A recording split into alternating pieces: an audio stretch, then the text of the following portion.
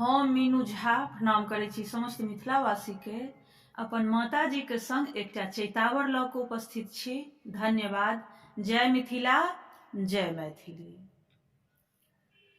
कहाँ राम जी के जन्म भेलनि,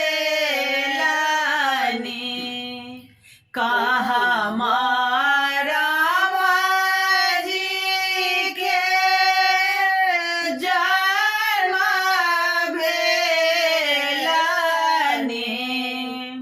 कहाँ सजल बरियात हो रामा, कहाँ सजल बरियात हो रामा। अयोध्या में राम जी के जन्म भेलनि,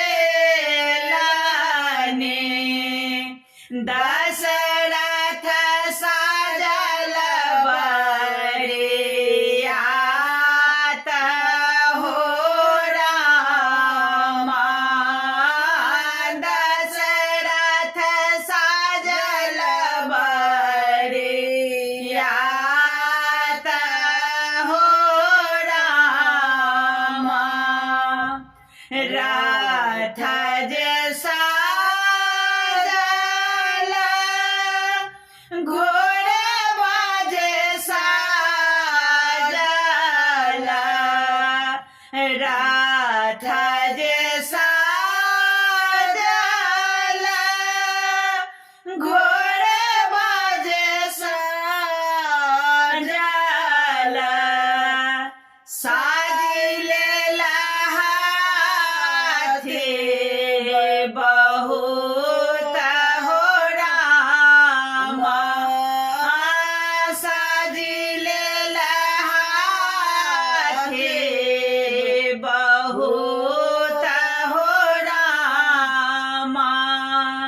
एते बरियाती दशरथ जी सजल,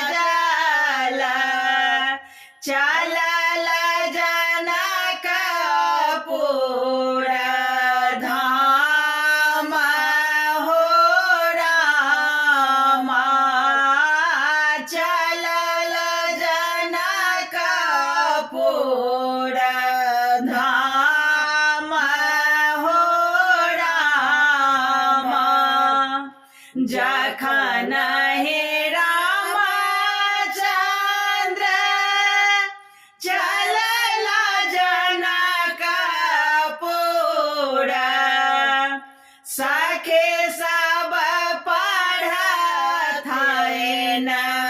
गारे हो रामा, सखे सब पढ़थिन गारे हो रामा। जखन हे रामचंद्र पहुँचल द्वार पर, सखे सब परेशान जाए हो रामा, सखे सब परेशान जाए हो रामा। काँच ही बाँस के डाला बुनाओल, ताहि लेल सिंदूर पिठार हो रामा, ताहि लेल सिंदूर पिठार हो रामा। सब सखी देखै